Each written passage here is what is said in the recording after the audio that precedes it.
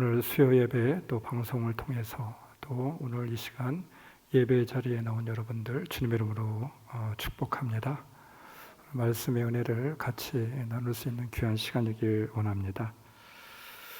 오늘 성경 말씀은 눈먼 사람이 누구인지, 눈뜬 사람이 누구인지에 대해서 우리들에게 예수님께서 가르쳐주는 귀한 말씀입니다. 회당장 야이로의 집에서 죽은 딸을 살리게 되었죠. 그러므로 인하여서 놀라운 기적의 역사를 보여주게 되었습니다. 일으켜 세워주는 놀라운 역사가 있게 되었습니다. 그 온 소문이 온 그 유대 땅에 그렇게 퍼지게 되었습니다. 아마도 인근 각지에서 이 소식을 들었던 많은 사람들이 있었을 것입니다. 그런데 바로 그때쯤 이 소식을 듣고 눈먼 사람 둘이 예수님께 다가와서 다윗의 자손 예수여 우리의 눈을 뜨게 하여 주시옵소서 간절하게 청하게 되었습니다. 예수님께서는 그들을 외면치 않으시고 그들의 눈을 뜨게 그렇게 하여 주셨습니다. 눈을 뜨는 역사가 있게 되었습니다. 우리의 심령 가운데서도 이렇게 눈을 뜨는 역사가 있기를 주님의 이름으로 축원합니다. 믿음의 눈이 열려지기를 주님의 이름으로 축원합니다. 눈을 가지고 있지만 눈뜬 자들이 많지 않은 것 같아요. 우리는 영적으로 눈을 뜬 자들이 되어야 될 줄 믿습니다. 먼저 본다는 것에 대해서 우리는 한번 생각해 보았으면 합니다.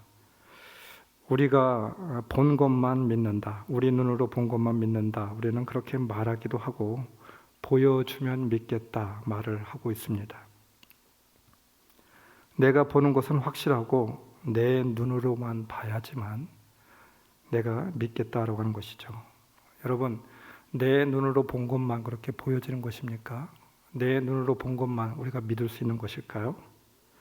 우리가 눈으로 볼 수 있는 것은 아주 제한적이지 않습니까? 볼 수 없는 것들이 참 많아요. 그렇지 않습니까? 볼 수 없지만 존재하는 것들이 있습니다. 눈에 보이지는 않는다라고 존재하지 않는 것이 아니라 분명히 존재하는 것들이 많이 있다는 것입니다. 본다라고 하는 것이, 사람이 본다라고 하는 것이 얼마나 제한적인 일인지 몰라요.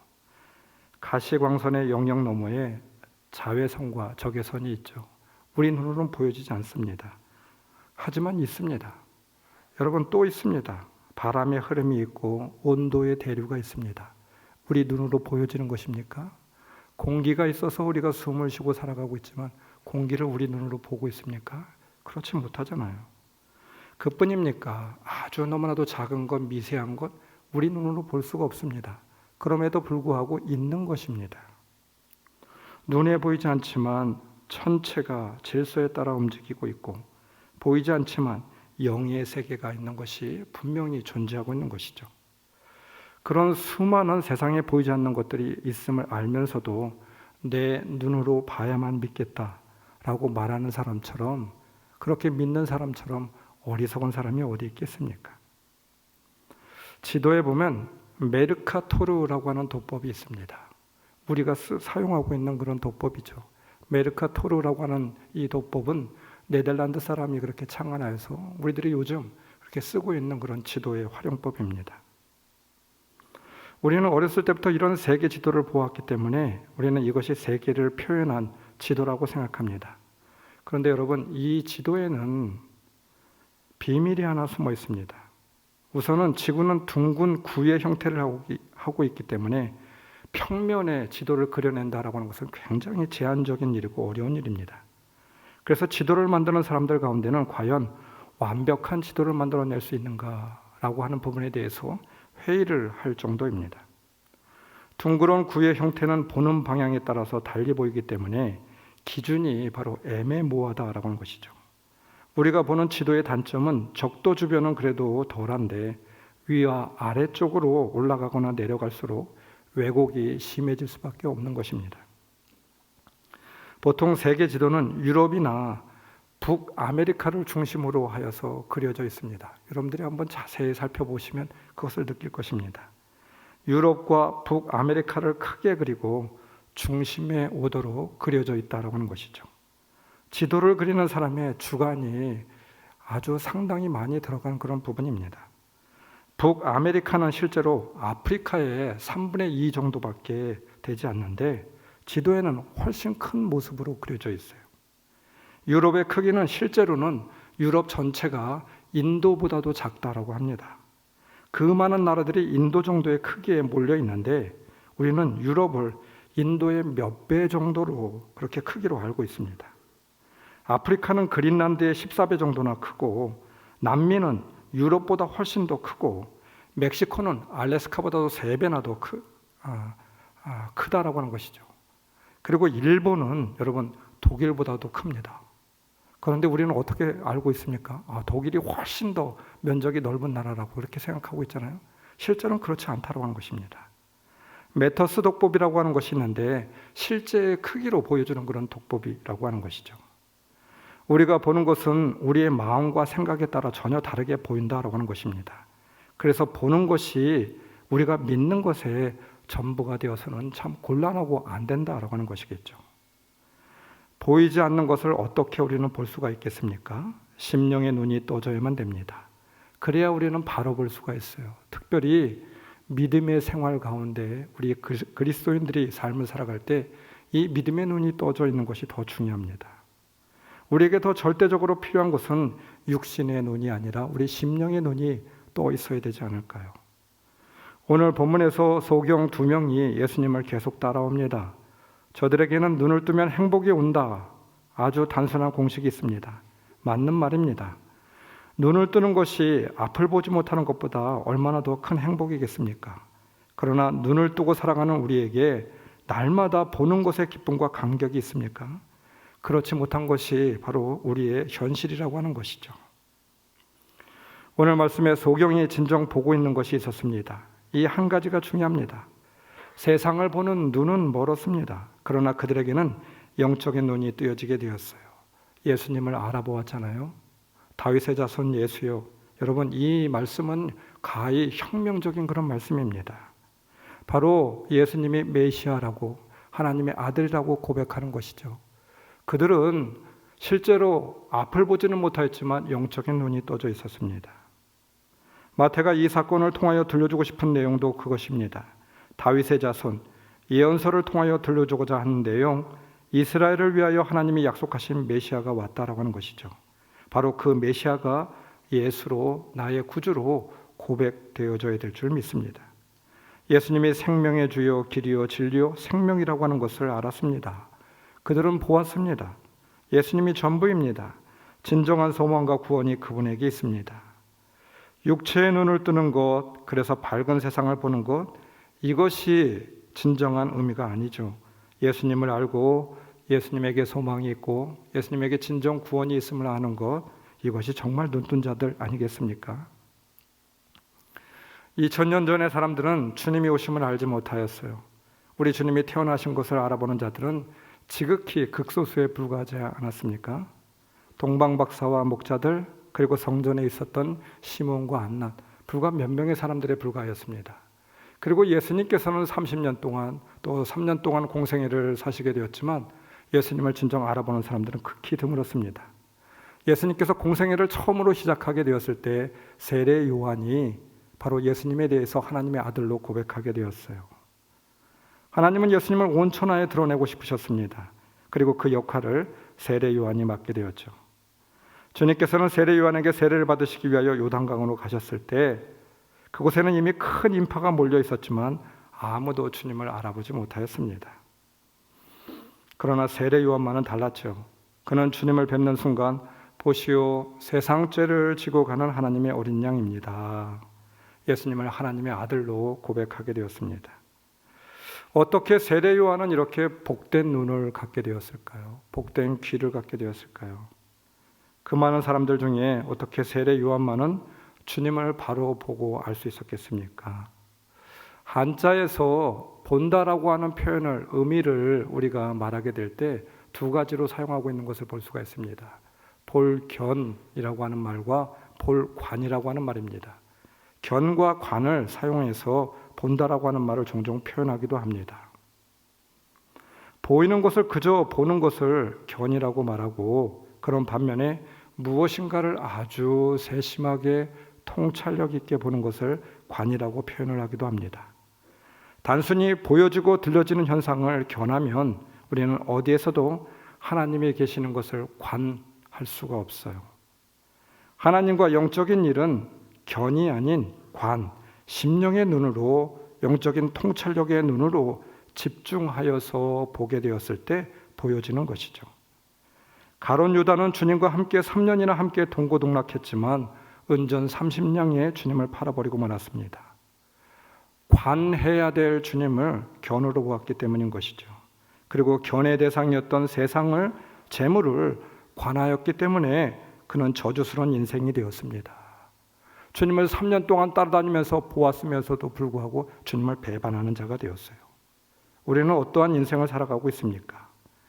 바리새파 사람들, 당시의 유대인들은 예수님을 알아보지 못하고 조롱하고 핍박하고 예수님을 죽였습니다. 이 얼마나 기가 막힌 일입니까? 눈을 뜨고 있었지만 눈을 감았던, 아니 눈이 닫혀졌던 영적인 소경들이었죠. 예수님은 유대인을 위하여서, 선민들을 위하여서 오게 되었지만 예수님을 알아보지 못하고 쫓아내었습니다. 예수님을 인간적인, 자기 주관적인 가치 판단의 눈으로 견하였기 때문이었습니다. 마태가 말하고자 하는 것이 여기에 있습니다. 보잘것없는 소경들은 비록 사물을 볼 수 없었지만, 우리 인간적인 눈으로 볼 수는 없었지만 예수님을 관할 수 있는 믿음의 눈이 열려지게 되었어요. 그들이 바로 눈뜬 자들이었죠. 그러나 바리새파 사람들, 유대인들, 예수님을 그저 견하였던 사람들, 그들은 정녕 눈먼 자들이었습니다. 사랑하는 성도 여러분, 마태는, 아니 하나님의 말씀은 오늘 우리들에게도 동일하게 질문하고 있어요. 너희들은 지금 무엇을 보고 있느냐? 너희들은 눈뜬 자이냐? 아니면 영적으로 눈이 멀은 사람이냐? 질문하고 있는 것이죠. 심령의 눈이 바로 뜨여진 그런 사람들, 바로 여러분들이 다 될 수 있기를 주님의 이름으로 축원합니다. 눈뜬 소경들이 참 많은 시대입니다. 그렇지 않습니까? 눈뜬 소경과 같은 시대인 것 같아요. 그러나 여러분, 이렇게 정말 눈뜬 소경들이 많은 그런 사람들, 시대 가운데서도 눈뜬 자는 있어야 되지 않겠습니까? 그래야 그들을 인도할 수 있지 않겠어요? 영적인 눈이 열려져서 심령의 눈이 열려진 진정 복된 자들이 다 될 수 있기를 주님의 이름으로 축원합니다. 오늘 말씀 28절, 예수께서 그들에게 말씀하셨다. 너희는 내가 이 일을 할 수 있다고 믿느냐? 그들이 예, 주님하고 대답하였다. 소경들은 비록 앞은 볼 수가 없었지만 영안이 열려진 사람들이었습니다. 이미 믿음의 역사를 보고 있었어요. 믿음의 눈만이 하나님의 역사를 볼 수가 있습니다. 성경은 늘 보는 사람들에 대해서 설명을 할 때 그 보는 사람들을 어떤 사람들이라고 말하고 있습니까? 어떻게 보는 것입니까? 믿음으로 보는 사람들, 이것에 대해서 설명하고 있잖아요. 성경에서 말하는 본다라고 하는 말은 믿음으로 본다라고 하는 말과 같은 말입니다. 히브리서 11장 2절, 믿음은 바라는 것들의 확신이요 보이지 않는 것들의 증거입니다. 우리 선조들은, 믿음의 선조들은 믿음으로 살았기 때문에 훌륭한 사람으로 증언되었습니다. 믿음의 눈이 떠져야만 됩니다. 믿음으로 보는 사람들이죠. 없는 가운데, 소망이 사라진 가운데서도 믿음의 역사를 보는 것입니다. 심령의 눈은 믿음으로 떠진 사람들, 믿음으로 보는 사람들입니다. 믿음이 없이는 하나님을 기쁘게 하지 못합니다. 하나님의 선한 역사를 볼 수가 없어요. 믿음의 눈이 필요합니다. 여러분, 믿음의 눈이 떠져야만 됩니다. 가능성이 없는 가운데서도 그 가능성을 보는 사람들, 믿음으로 보는 사람들이죠. 믿음의 눈으로 하나님의 놀라운 일을, 역사를 보는 사람들, 바로 눈이 떠진 사람들입니다. 말씀 29절, 예수께서 그들의 눈에 손을 대시고 말씀하셨다. 너희 믿음대로 되어라. 그러자 그들의 눈이 열렸다. 하나님이 인색해서 안 들어주시는 것이 아닙니다. 하나님은 절대로 인색하신 분이 아니십니다. 병 고쳐주시는 거 아까워서 여러분, 우리의 기도를 들어주지 않는 것이 아닙니다. 하나님은 우리의 여러 가지 고민과 갈등을 해결하는 것을 아까워하시는 분이 아니십니다. 기뻐하시는 분이시죠. 문제는 내가 병든 것이죠. 내 믿음이 병든 것, 이것이 문제가 아니겠습니까? 내 마음이 교만하고 내 마음이 하나님을 신뢰하지 못하고 변덕을 부리고 내 마음이 순수하지 않고 내 마음에 의심이 가득 찬 병든 내 마음이 문제가 되는 것이죠. 그래서 하나님의 역사하실 기회를 우리는 놓치고 있습니다. 믿음은 기적을 일으킵니다. 능력은 인간의 믿음에서 나오는 것이 아니라 분명 하나님에게서 나옵니다. 그러나 그 능력은 나의 믿음이라고 하는 통로, 믿음의 창을 통하여서 오게 되는 것이죠. 하나님이 우리에게 오실 수 있도록 순수한 마음을 가져야만 됩니다. 간절한 믿음의 마음을 가져야만 됩니다. 어린아이와 같은 마음을 가지십시오. 하나님이 나에게 오시기에 부족함이 없도록 통로를 예비해 두십시오. 그것이 바로 믿음의 눈이 아니겠습니까? 능력과 기적의 크기란 믿음의 크기입니다. 사람에게 비는 하나님이라고 하는 책이 있어요. 사람에게 빈대요, 하나님이. 하나님께 비는 것이 기도잖아요. 우리가 하나님께 빌어야 되잖아요. 그런데 이 책은 사람에게 비는 하나님이라고 하는 기도에 관한 책입니다. 그 내용을 보면 하나님이 인간에게 사정을 해요. 나는 이렇게 축복을 준비했다. 십자가도 준비했다. 구원도 준비했다. 너희는 내 자녀이다. 내 자식이다. 나는 너에게 축복 주기를 원하고 있다. 그런데 너희는 왜 받지 않고 있느냐? 제발 빈다. 문을 열어라. 나에게 기도하라. 나를 신뢰하라. 나를 의지하라. 내가 너에게 주고 싶은 이 모든 축복을 가져가라. 하나님이 너무나도 안타까워하신다라고 하는 거예요. 성령 충만함을 받는 것은 나보다도 하나님이 더 원하시는 것이죠. 내가 예수를 잘 믿는 사람이 되기를 누가 더 원하고 있습니까? 하나님이 더 원하고 있습니다. 예수님의 마음이 안타까운 것입니다. 오늘 말씀을 보십시오. 눈먼 사람들이 원하는 것이 아닌 예수님이 더 원하고 있다고 여러분들은 보여주고 있지 않아요? 저는 그렇게 보여지고 있어요. 그들이 고백하기를 기다리고 있는 듯 보여지고 있습니다. 내가 이 일을 할 줄 정말 믿느냐? 내가 그 사실을 믿느냐? 주님께서 이렇게 질문하고 있는 것 여러분들 보여지지 않고 있어요? 믿음의 사람 찾기를 원하십니다. 이 시대에도 기적을 일으킬 대상자를 간절히 찾고 있어요. 기적을 일으킬 사람을 찾고 있습니다. 맹인은 눈이 밝아졌습니다. 제2의 탄생입니다. 새로운 삶이 열려지게 되었습니다. 세상적인 것은 잘 보고 살아왔으나 영적인 것은 볼 수가 없었어요. 죄는 열심히 보았으나 거룩함은 보지 못했고, 사람들은 많이 만나고 보았으나 예수님을 보지 못한 맹인들이었습니다. 그러나 이제 우리는 이 맹인처럼 눈을 뜬 존재였죠. 어제의 사람이 아니었습니다. 예수님을 보게 되었고, 나 같은 사람의 입에서 찬송가도 흘러나오게 되었고, 이제는 하나님의 음성을 듣게 되었고, 내 영혼이 주님을 사모하게 되었어요. 이것이 기적입니다. 우리 안에 일어난 기적이죠. 눈을 뜬 자들입니다. 맹인이 눈 뜬 것이 기적이 아니라 우리 자신이 기적이 아니겠습니까? 이 기적을 감사하며 살아야만 됩니다. 믿음으로 살아야만 됩니다. 믿음으로 보고 사는 삶이 되어야 될 줄 믿습니다. 여러분, 이와 같은 믿음의 눈이 열려지기를 다시 한번 주님의 이름으로 축원합니다.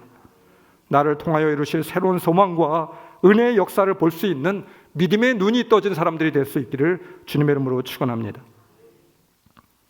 예수님께서 무리를 보시고 그들을 불쌍히 여기셨다고 기록합니다. 왜냐하면 그들은 마치 목자 없는 양과 같기 때문이라고 해요. 목자 없는 양은 고생에 지쳐서 기운이 빠져 있을 수밖에 없습니다. 그리고 죽을 수밖에 없습니다. 여러분, 우리는 양을 잘 길러보지 않아서, 저는 그렇습니다. 양을 길러보지 않아서 이 말이 무슨 말인지 잘 모르겠어요. 우리가 주석을 통해서 보게 된다라고 하면, 또 서적을 통해서 보게 된다라고 하면 양이 참 미련하다고 하잖아요. 시력도 안 좋다고 합니다. 마이너스 20디옵터라고 해요. 방향 감각도 없습니다. 어디가 어딘지도 잘 몰라요. 길치입니다. 이런 이야기가 있습니다. 양은 한 번 넘어지면 잘 일어나지를 못한대요. 물론 다 그런 것은 아니겠지만, 어리석고 뚱뚱한 양은 그러겠지만, 양들은 한 번 넘어지면 벌렁 자빠져서 혼자 일어나지를 못하게 된다라고 하는 것이죠. 그래서 여러분, 이스라엘 말 가운데 가장 절망적이고 불쌍하다라고 하는 표현이 뒤집어진 양 같다라고 하는 말이 있습니다. 스스로의 힘으로는 도저히 일어날 수 없는 상태라고 하는 것이죠. 양이 뒤집혀 있으면 독수리가 와서 산채로 뜯어먹어도 어찌할 수가 없어요. 사람이 도와줘서 세워주지 않으면 그냥 죽게 되는 것입니다.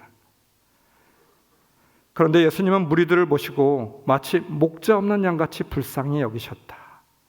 목자가 없으니 산을 헤매고 다니느라 털을 뽑히고 살은 피가 나고 너덜너덜해져서 비참한 모습으로 울고 있는 것입니다.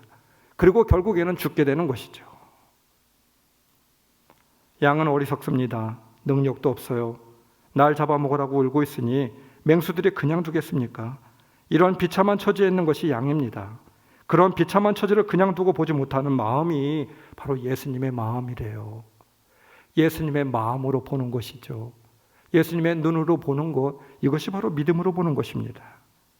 몽골의 한 목자에 대한 프로그램을 한번 다큐멘터리를 통해서, 영상을 통해서 보게 되었습니다. 종종 늑대들이 와서 양을 기르게 되는데 양을 쫓게 된다라고 해요. 그래서 한두 마리, 아니 여러 마리들이 때로는 이 양무리에서 이탈을 하게 됩니다. 이러한 양을 찾아서 목자는 일주일 동안 헤매더라고요. 분명 죽었을 수도 있습니다. 하루만 지나면 늑대한테 다 물려가서 다 죽게 될 수도 있어요. 어디가 있는지도 모릅니다. 그 넓은 광야에서 이 양을 어떻게 찾을 수가 있겠습니까? 그런데 목자는 간절하게 찾아 나서요. 하루 이틀 3일 일주일이 되도록 그렇게 찾아 나서게 됩니다. 사람들이 물었습니다. 기자가 물었어요. 왜 그렇게 양을 찾아 나서고 있습니까? 양이 이미 죽을 수도 있지 않습니까? 벌써 일주일이나 지났는데 왜 그토록 양을 찾아다니고 있습니까? 이렇게 물어보게 되었어요. 그랬더니 목자의 대답이 무엇인 줄 아십니까? 가족이니까.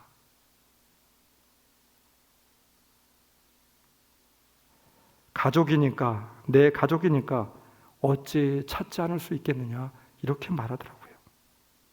잡아먹혀 가죽만 남아있어도 찾아 나선다라고 하는 것입니다. 우리 주님의 마음입니다. 뒤집힌 양은 절대로 못 일어나기 때문에 목자가 필요하듯, 여러분, 넘어지고 뒤집혀서 일어서지 못하는 사람들에게 바로 우리가 목자가 되어야만 됩니다. 우리가 필요합니다. 성도의 사랑이 필요하고 목회자의 말씀과 기도가 필요한 것이죠. 혹여나 우리 주변에 내가 아니면 죽을 것 같은 양이 있다면 그것이 우리가 사랑해야 할 대상인 것이라고 믿어야 될 줄 믿습니다. 나 없으면 죽을 양 같은 사람이 보이는 게 사랑이죠. 얼마 전에 우리 교회에 나온 새 신자가 이런 고백을 하는 것을 보게 되었습니다. 2부 예배에 참석을 하게 되었는데 2부 예배 때 자리가 빈 것을 보고 참 많이 울었대요. 그게 무슨 말입니까? 그랬더니 이런 고백을 하더라고요. 교회를 다니다가 세상에 빠져서 한동안 교회를 멀리하고 주님을 멀리하였는데 교회에 나와보니까 바로 그 빈자리가 자기 자신과 같았다고 하는 거예요. 세상에 빠져서 헤매이고 죽을 줄도 모르고 이렇게 살아가고 있는 자신의 모습이 투영되었다고 하는 것입니다. 불쌍한 영혼들의 자리처럼 느껴졌다고 하는 것이죠. 그래서 안타까워서 눈물이 절로 나왔다라고 고백을 하고 있더라고요. 교회에 처음 나온 성도가 가질 마음이 아니라 사실 이러한 마음은 누가 가져야만 됩니까? 오늘 이 자리에 나와 있는 우리가, 예수를 잘 믿고 있는 우리가, 예수님의 마음을 알고 있는 우리가 그런 마음을 가져야 되지 않을까요? 아니, 여러분들이 아니라 제가 가져야 될 그런 마음이겠죠. 빈자리를 보고, 내 옆에 빈자리를 보고 내 남편, 내 자녀들의 안타까운 영혼들이 생각이 나야만 됩니다. 그들을 위하여 눈물을 흘려야 되죠. 길 잃어버린 양들임을 기억해야만 됩니다. 그들이 돌아와야 되겠죠. 이런 뒤집힌 양을, 길 잃은 양을 보고도 도망치면 안 됩니다. 불쌍히 여기는 마음을 가지는 것이 예수님의 마음을 가지는 것이고 예수님의 눈을 가지는 것이죠. 믿음의 눈을 가지는 것이죠. 이런 의미에서 우리에게 아픔이 사명입니다. 불쌍히 여기는 마음이 사명입니다. 가난한 사람을 보면서 가슴이 찢어지듯 아픕니까? 그렇다면 그것이 우리의 사명입니다.